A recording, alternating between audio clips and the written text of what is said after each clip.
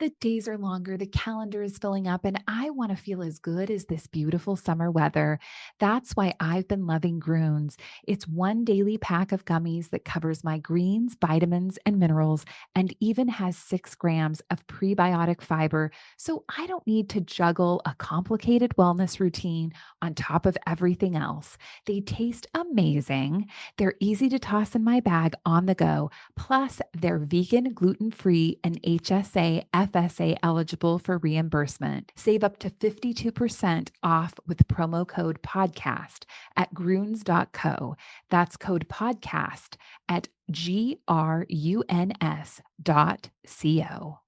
From the kids to Aunt Sue, keep your whole family connected on all their devices with crowd-pleasing gig-speed internet from Xfinity. Now that's simple, easy, awesome. Go online, call 1-800-XFINITY, or visit today. Restrictions apply. Actual speeds vary and not guaranteed. Welcome back to TalkNorth.com. Thank you for listening. If you can, please download before you listen. It helps our business. I'd also like to thank our producer, Brandon Morton, and let you know if you'd like to sponsor this program or any of the programs on the network, you can reach me at jsouhan47@gmail.com.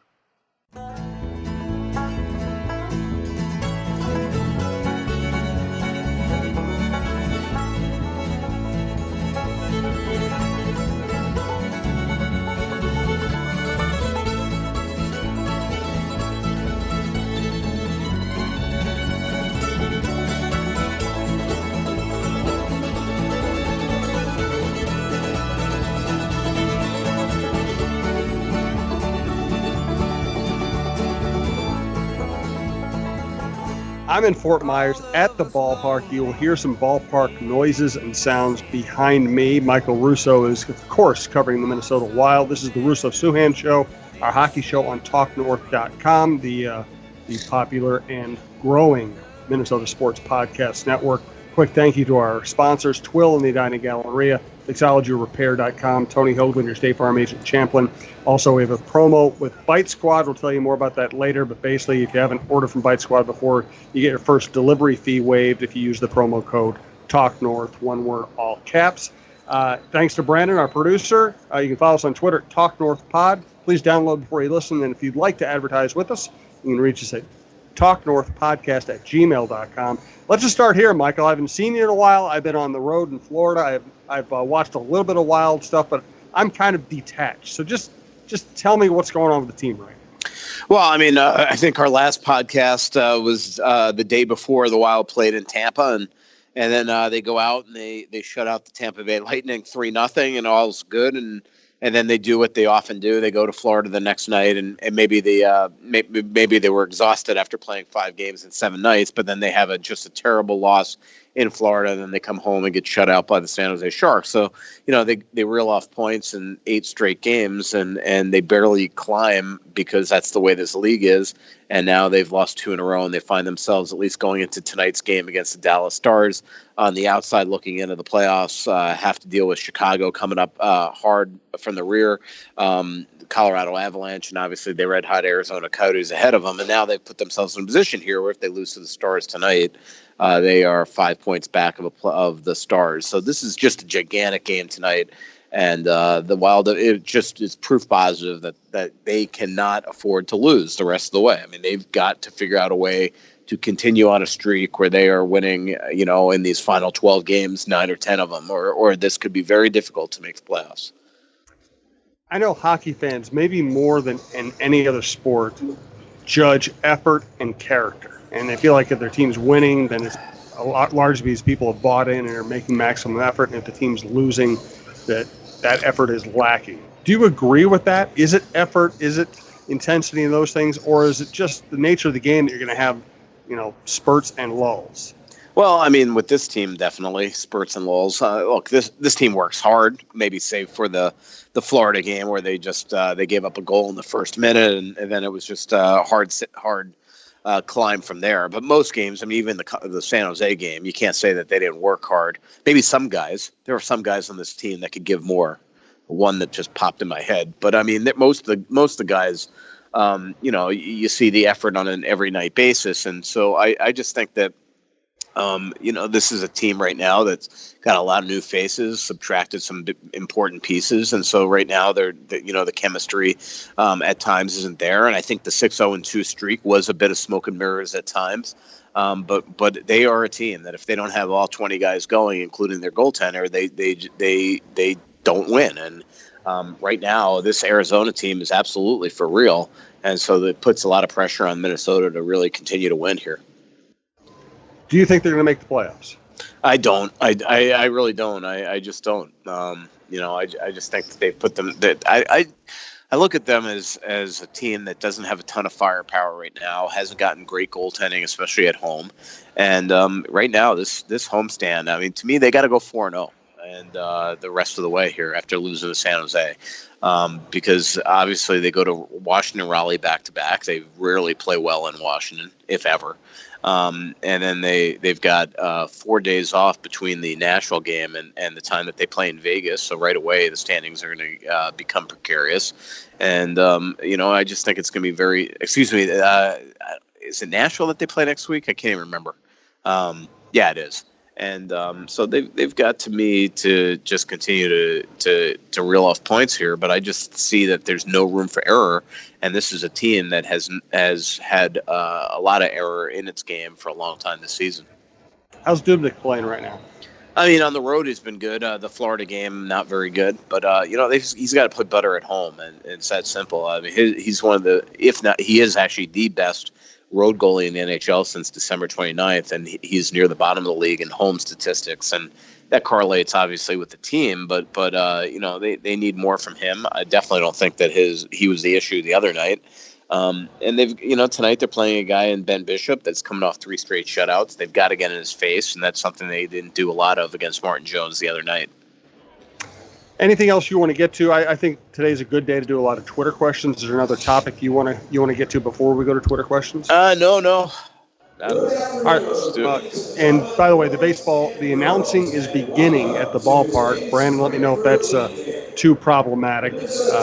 But let's quickly thank Twill and the Edina Galleria. I'm wearing a lot of the Johnny O and Peter Millar stuff I bought there down here in Florida. Time to go buy golf stuff. They will always have great golf stuff in the spring, as well as all the stuff that works well year-round. Jim usually doesn't like to shop for clothes. I don't like it when he shops for clothes either, because he used to buy stuff I'd want to throw out. That's why I'm so glad he's found Twill in the Edina Galleria. He likes shopping there because of the comfortable environment and the friendly staff. He finds clothes that actually fit him properly and are high-quality brands that will look great for years, whether he's golfing or working. Our favorites so far are Peter Millar, Johnny O, and Barber.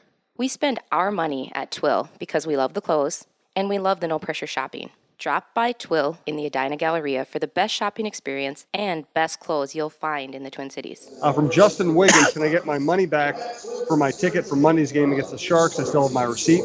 No, I'll take that question. From Derek Felska, are season Minnesota Wild ticket sales down drastically, and is that what prompted an address from owner Craig Leopold have some non-injured players mailed it in your opinion, this season? Well, first of all, on the season tickets, I mean, I got to think that it's going to be, whether it's down or whether they're having to really battle to sell tickets for the first time in a long time, I've got to definitely think that that's the case. In terms of the Craig Leopold video, I mean, he always sends some sort of letter. I think he did last year too, if I remember. This way this time they decided to go with the video route. And I think a lot of it was because they wanted him to talk directly at the fans. This is a team that in the last month and a half has traded Niederreiter, traded Charlie Coyle, traded Mikhail Granlund. On that day, you could tell in that video that Craig Leopold thought that Jason Zucker was traded because he mentioned trades in plural, and Zucker was not even mentioned in the video, so he thought that was happening. And I'll be quite frank, I think that he thought that Eric Stahl was getting traded. I think I've mentioned on the podcast before that I have it under authority that Paul Fenton actually turned down a trade with the Boston Bruins for a first-round pick and a player that would have been Eric Stahl. So they almost traded a lot of guys that day. And all of a sudden they added Fiala, and Stahl stuck around. And at that point, I think that Craig knew that because he mentioned Stahl in the video, but he didn't mention Zucker. And I think it's because Zucker was almost gone. So, I think that was a big reason. In terms of guys mailing it in, I mean, I don't think that anybody consciously goes and mails it in, but there are guys that just haven't played very well for this team from the start of the year, and a couple of those guys were traded. And now, they're in a position where they've got a bunch of new bodies and a team that's trying to find each other. And we'll see. I mean, Donato, Fiala, they've got a long way to go. And I think that they'll be much, much better players next year. And the hope with Fiala that he starts finishing on these golden chances that he makes. Aberg, I just have trouble believing that he will be back. He's a Group 2 free agent. I just don't know why you qualify something like this. I'll give you an example.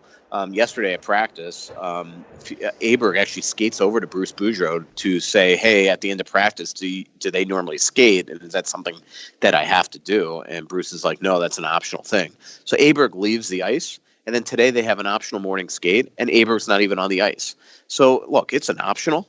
But what does that tell you? If it tells me that a guy that just doesn't give a darn. And so I just think that, if this team's healthy and Eck and Cunnin comes back, I mean, to me, it's like Aberg shouldn't even be in the lineup. If this team misses the playoffs, will they regret having not traded Stahl and or Zucker? I don't know about Zucker. I mean, to me, he's got to be, if Zucker is as good as he is on this team, you need his goal scoring. Stahl, you could have gotten him back this offseason. So I do think that's, to go and just give him the extension and not trade him when you could have gotten a first-round pick and a player, I definitely think. And then watching also the way he's playing right now, that's something that they could regret. Because, again, he was available this summer as a free agent. So, yeah, I mean, when I was covering the Twins, they did that with Aguilera. They traded him away knowing he really wanted to come back, and they got a little value out of that. Let's thank BiteSquad.com, Bite Squad on the app. Download the Bite Squad app. Get hundreds of local restaurants delivered right to your door. They've been partnering with Talk North for a while. We've done a lot of promos. Right now, we just want you to let you know that you can always use Talk North as a promo code to get your first delivery at Bite Squad free. But even if you've been using Bite Squad for a long time, just remember the benefits. You can also subscribe to their Bite Squad membership program to get unlimited deliveries from restaurants within a 4-mile radius for just $6 a month, $5.99 a month. I know what I use it for. Family meals, so you don't have to cook, you don't have to clean. Great way to order good food if you're going to feed your kids something else. Business lunches in your office if you're too busy to leave. Breakfast in bed, date night when the kids are asleep. And again, you don't have to, no dirty dishes. It makes it all very easy. Get food for your mood. Don't settle for frozen pizza.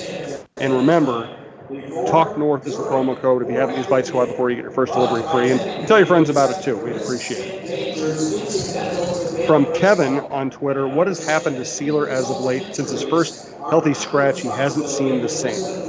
Yeah, he definitely, I mean, even before his healthy scratch in Buffalo, I just didn't understand why he was taking that lineup. But you're right, since then he doesn't look the same. And in Florida, he didn't play very, very well at all.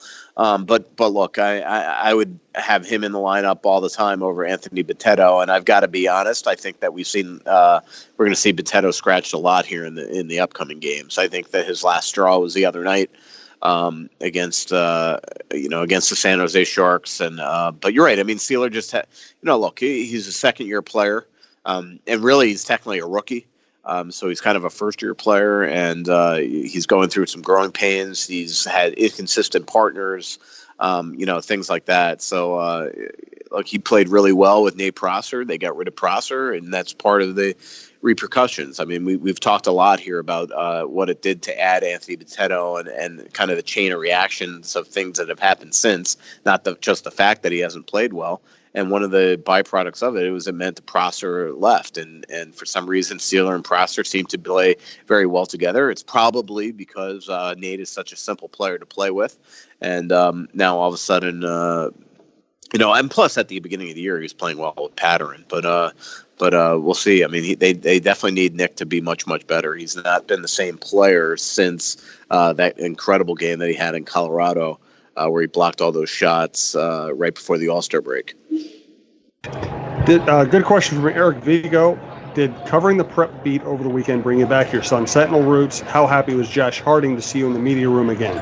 Yeah, I mean, it was cool seeing both Josh Harding, and it was cool covering that event. I mean, it was awesome. I mean, they put on an incredible show, the State High School League, for that event. It's a shame there was a blizzard outside. I think there would have been a lot more people in the arena. And the one thing I will say, and I don't know if it's the exception to the rule, but how well spoken those Eden Prairie and Edina kids were after the games. I just remember when I was younger, covering preps, it took so much to get quality quotes out of people, but the press conference was awesome, and those kids, both the Loudon Hogg kid for Edina, the goaltender, Peter Colby, the hero of the game, and Kevin Delaney. They were just so well spoken in their post game. And same thing, I couldn't believe how well spoken and mature Jack Jensen was in his post game. Here's a guy that wanted to obviously go out on top. With Eden Prairie, he had an unbelievable chance to put that game away and make it 2-0. And he comes out and he faces the media, and he was just really classy about everything that he said. So it was cool. It does bring you back. I mean, I've always said to you, I think the hardest job in sports writing is covering preps, because look, you don't get a lot of accolades. It's the people reading it or just the kids and the parents, and it's the hardest work. I mean, it's easier now, but back when I covered, and you had to file stories on acoustic couplers and the old Trash 80 Radio Shack computers, and use payphones to send stories, and you walk the sidelines. It's hard work, and you keep your own stats, and you don't have PR guys giving you stuff and orchestrating interviews and things like that. And so it brought me back to those days, and it was just a really fun game to cover. It was a tough first two periods, not the greatest game in the world, and obviously the game became awesome there in the third. And what's Harding up to these days? Harding is the goalie coach for Edina High School, and it was good seeing him. I hadn't seen him in probably 6 or 7 months. I saw him at the end of last season a couple times when he came back to the X, and he's still living here in the Twin Cities, and he's got his family over there in Edina, and man, he did a great job with this sophomore goalie, as I called him, Boss Hogg for Edina High School. So it was pretty cool talking to Josh. I saw a reference to you on Twitter about how some of the younger people didn't know what Boss Hogg, what the reference was. Yeah, Dane Mizutani was the one. He doesn't, but all those guys, I mean, it makes me, every time I'm around them, it makes me feel super old. They don't know half my references, but they had no idea who Boss Hogg was from the Dukes of Hazzard. They kept on asking me why I kept on calling him Boss Hogg. So hey, it's just more and more these days, I start to feel like my grandfather, back when I'd listen to him talk about stuff that obviously was so vivid in his memory. And now it's like I sit here and I, you're around more and more young people. Sean Shapiro from the Athletic Dallas is here. He's another young guy. Same type of thing.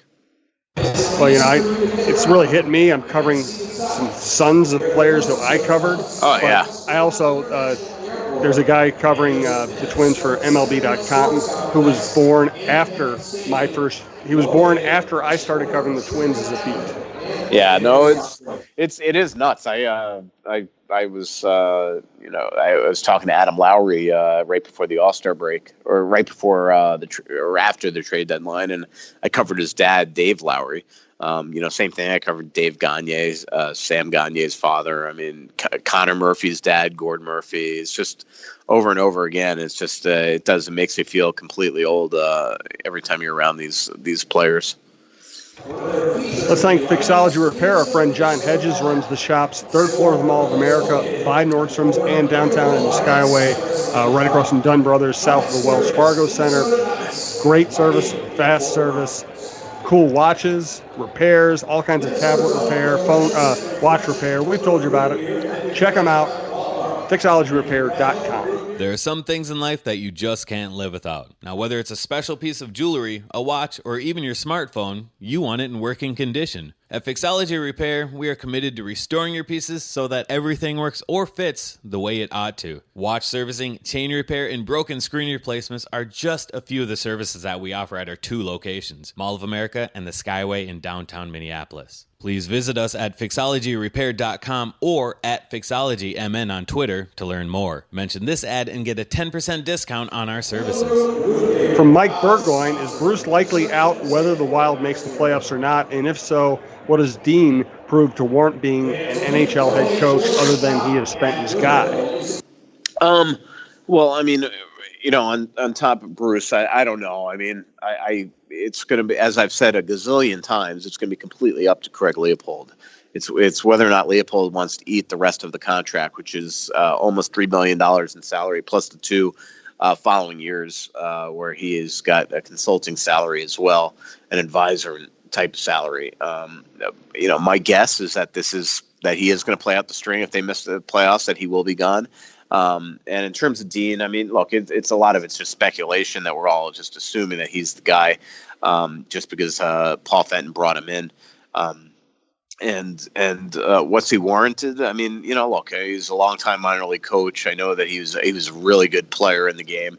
But I do agree with you 100%, Mike, that to me, if Paul is going to make the decision and convince Craig that it's time to let Bruce go, you've got to do a search. I mean, you got to do a search at a minimum for intelligence. I mean, that's just the due diligence of being a GM. To me, it's there are a lot of good candidates out there, and it should go beyond just Dean Evason. Maybe at the end of the day, it is Dean Evason at the end of the day, but we'll see. I mean, it's gonna be a sad day though. From personally, it's gonna be a sad day if Bruce is let go. I mean, is that guy every time you come to the rink makes it fun. From a beat writer standpoint, you kind of, as I've said to you a gazillion times, every time you chat with him, you kind of leave in a better mood. He totally gets it, and so it'll be a bad day for all of us around the team that if all of a sudden Bruce is let go. Yeah, and I feel the same way. I'm not a beat writer. I'm not there anywhere near as much as you are, but I like the guy. And I love people who are honest. And he doesn't filter everything. Yeah, this is not his fault. I mean, there's so many dynamics here. I mean, a lot of guys on this team have been traded, and right now, the fact that he's even kept this thing together is pretty impressive. There are a lot of guys in the lineup that shouldn't be playing in the NHL. I mean, it's that simple. 3 that I can think of off the top of my head. Maybe 4 if you include the defenseman that he's scratching tonight, Potato. And yet he has kept them in this thing despite trading Niederreiter, Coyle, and Granlund. There's not a lot of guys playing well. It's not, to me, his fault. There's a lot of dynamics within this team that make things very difficult on the coach, and yet he's got this team still close to a playoff spot, and we'll see if he can get it done. Let's thank Tony Hoagland, your State Farm agent, Champlin, Hoaglund, handles my insurance, handles Michael's insurance. What more can we tell you about it?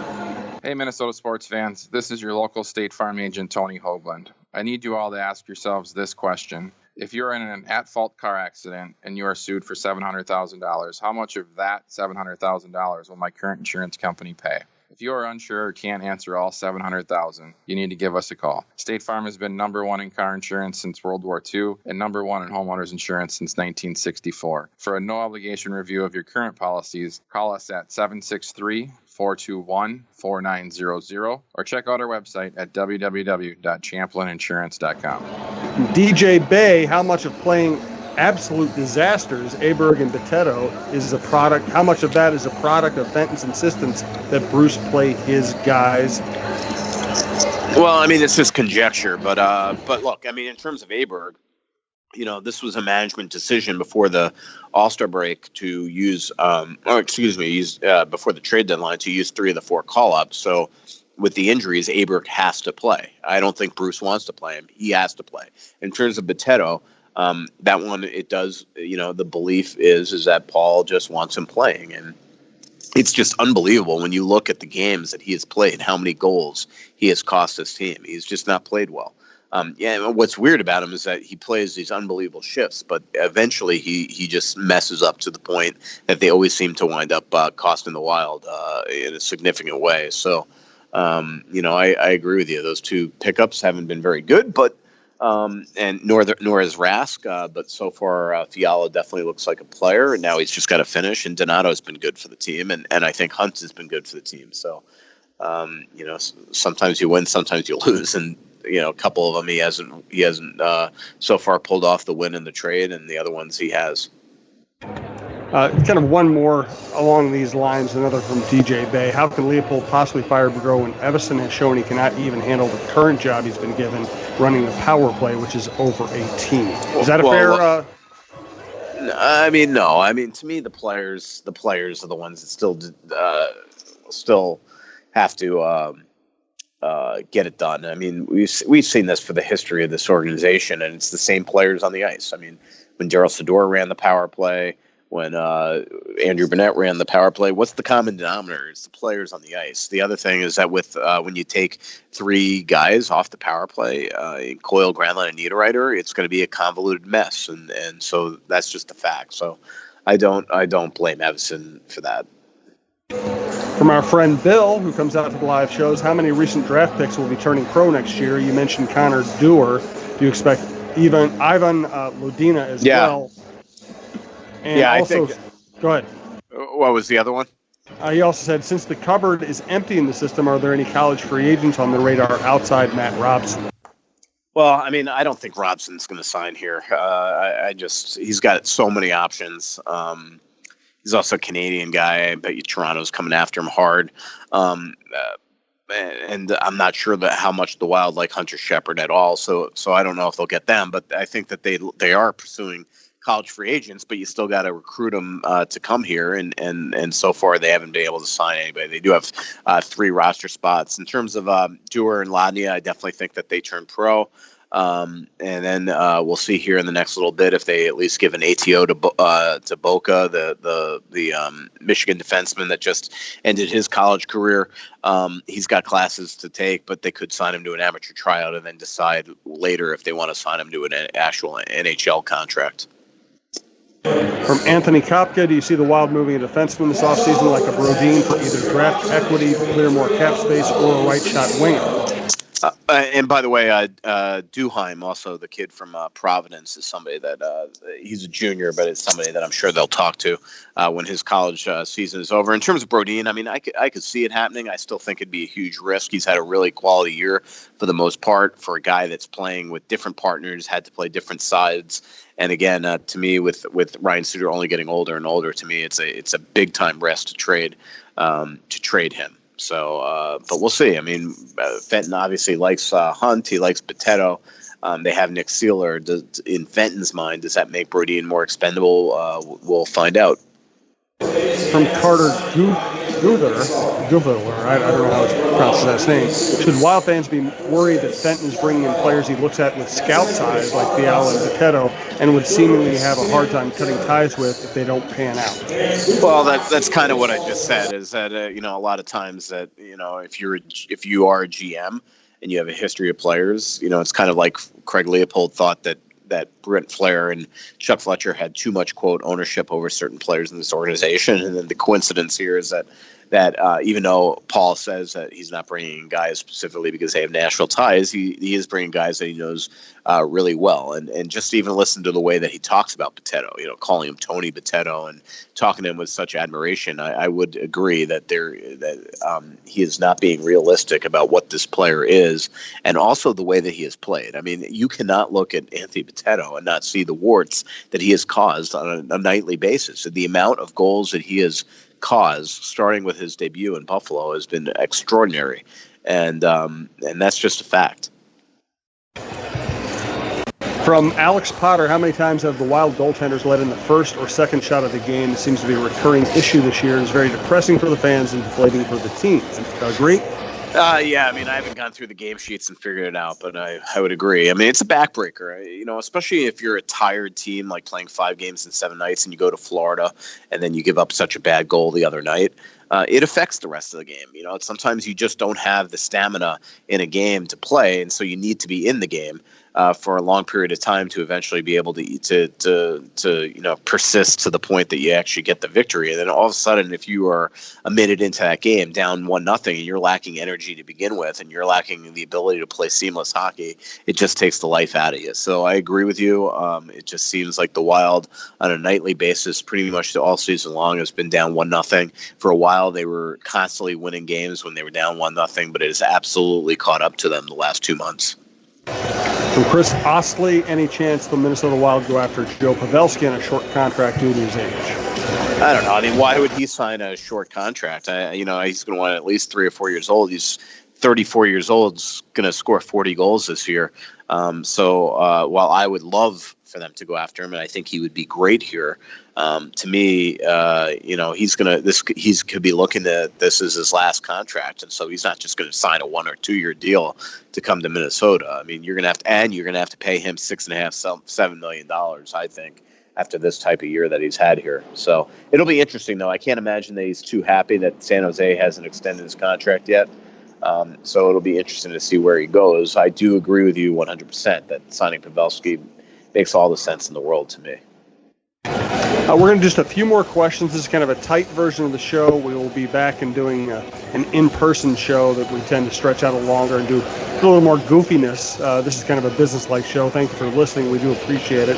And we'll see if we can get a final thought out of Mike, though. That's always the challenge here. From MJ, not our usual MJ. This is from Captain Caveman MJ on Twitter. Is Rask playing ahead of Eck a direction from Fenton, or does Bruce really see Eck's play and potential as a third liner? Well, first of all, he's hurt now, but no. I mean, this team up the middle right now has gone from being extremely deep to extremely weak. Trust me, Bruce is not loving Victor Rask, and I don't think it's a direction from Fenton, but a lot of it was the other night. I mean, they're without Cunnin. And so Eck, you think that you're going to want a checking line center going up against that top line the other night, and this is 2 games in a row where Eck didn't get it done. And last game was a little unfortunate because he was hurt pretty much all game long. He got hurt on his second shift and played through it. But in Florida, Eck was just terrible. And so he's a young player that's going to have to continue to mature. I think he will, but. I don't think that Eriksson Ek's any more than a third line center if you're a fully stocked team. I think that could be a great third line center, but he's not somebody that to me on an everyday basis can be playing top 6 minutes by any stretch. I don't think he's got the offense to do it. But on the other night, it was a little, to me, surprising just because Victor Rask was coming back for the first time. But I think that Bruce wanted to put him in a position to succeed. It obviously didn't work. He's coming back for the first time in a month.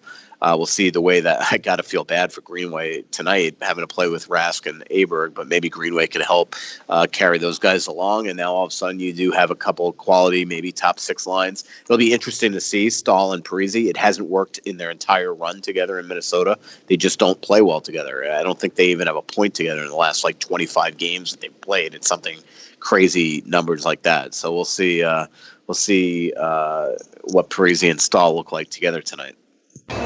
From Zach Spicer, the Zucker story today was heartwarming. He's talking about your piece in The Athletic. I'm assuming this is a no, but do published stories like that affect a GM's thought process in exploring trades on either side? Example, could a rival GM in need of a high-character guy be more apt to pursue him, or would that make it harder for Fenton to let him go? Well, I mean, I think that's the hope for Jason, is that it allows him to stay. I will say, if you're a GM reading that story from another team, you might think he has high character, but you also worry about whether or not, the dynamic, which was the first time that Carly talked about it on the record, on the fact that she will not be able to leave here if he is ever traded because of their family situation. That could keep you as another GM a little concerned about acquiring him, because you're always going to have kind of a homesick player on your hands who's always separated from his family for the rest of really time here. So, and if you didn't read that story and don't know what I'm talking about, read The Athletic today and you'll understand what I mean. But basically, if Jason Zucker is ever traded, Carly Zucker is staying in Minnesota for family reasons, and so it puts them in a situation. But yes, I mean, I do think that Eric Staal is a perfect example. There were a lot of teams that were interested in Eric Staal. At the end, it was pretty much only the Boston Bruins. Of the teams that weren't on his no trade list, the Boston Bruins were the one team after him, and I think a lot of it was because he went so public about wanting to stay here that people, if you're a playoff team, didn't want somebody that maybe wasn't going to be fully invested down the stretch. Two more questions from Kyler Vassferet. I still haven't shaken off what Craig Leibold said in that video about making noise this offseason. There are no big-time unrestricted free agents to go after, so that leaves offer sheets and trades. Do you know what they're up to yet? I mean, I think it'll be trades, but again, it concerns me that they gave away 3 tradable assets in Niederreiter, Coyle, and Granlund. I don't think he's going to do offer sheets.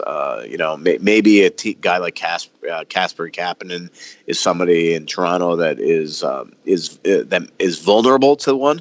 But you also need that player to be willing to sign one here, and I just don't see the Wild for a team that's trying to build up its prospect pool that's going to be willing to just blow a hole through their draft picks to go sign an offer sheet elsewhere. So I would agree with you. I think that you got to be careful in the UFA market. There's not a lot there that I would ever go and overspend for. And to me, that one problem that this team continues to get into is that they go and overspend for free agents that are in their late 20s and give them long-term deals to the point that they're ineffective by the time they get into their young 30s or mid 30s. Last question. This will serve as Michael's last thought. Next week we'll be doing an in-person show, maybe from Michael's new mansion, which will be interesting. I think he has an audio room set up for us just for this podcast. I can't wait to tell people about it. Let's go to Bob Stono. First, let's thank BiteSquad.com. Promo code is TalkNorth for your first delivery free. Thanks to Twill and the Edina Galleria, Tony Hoagland, your State Farm agent Champlin, and Fixology Repair. FixologyRepair.com, third floor of the Mall of America in downtown, and the Skyway from Bob Stone. What is more likely to happen tonight? We're talking here on Thursday afternoon. A Minnesota Wild power play goal for a Ben Bishop third shutout. Well, fourth shutout. He's got 3 in a row. So I think the Wild will get to him tonight. The Wild, I saw somebody on Twitter say to me, like, if the Wild don't trounce him tonight, that's an area of concern. I mean, honestly, that's insane. The Wild need to try to win this game 2-1, 3-1. That's the way they're going to beat the Dallas Stars in a game like this. The Wild do not have firepower to go into a game looking to score 4 or 5 goals on a goalie that is in such a zone. They've got to play a simple type of brand of hockey, because if they try to get into a track meet with this team, with Radulov, Ben, and Sagan playing as well as they do, as they are, it's not going to be pretty. This team's on fire. This is the way this team is going to have to be successful the rest of the way. Play games like they played against Tampa, structurally in all 3 zones, and that's the way that they'll be victorious here down the stretch. Thanks to Michael as always. By the way, I highly recommend coming down to Florida this time of the year. It is spectacular. I know Michael got to be down here earlier. Yes, we are lucky. Yes, we live privileged lives to get out of the winter. I recommend it to anybody who can afford to get down here. So we'll talk to you from Michael's palatial estate next week. And this is the first of a bunch of shows we're putting out this weekend across the Talk North platform. So check out TalkNorth.com, subscribe at iTunes or your favorite podcast app, and let's keep this rolling. Thanks to everybody. Yep. Jim, I just want to real quick tell you that I expect a housewarming gift from both you and Russo Slacks. Ooh, you know what? I'll just have Russo Slacks Photoshop a fake housewarming gift. I think that's the way we operate in this world. Yeah, wonderful. Pretty little city built on a hillside. Music in the bars and fire in the sky. We went to the beach and it was covered in ice. And I used to call it home. So much coming out, there's nothing going in. I know that you feel like you're never gonna win. Oh, but the world won't forgive a winner. Now is the chance to use reliable energy to grow your money with the Dominion Energy Reliability Investment. Our new investment product offers competitive returns, no maintenance fees, and flexible online access to your money.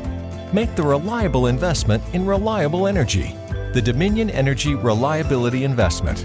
To find out more, go online to reliabilityinvestment.com. That's reliabilityinvestment.com. Security threats are everywhere. But with Xfinity XFi, you're notified of threats to your in-home Wi-Fi network, so all your connected devices are protected. That's simple, easy, awesome. Go online, call 1-800-XFINITY, or visit today. Restrictions apply.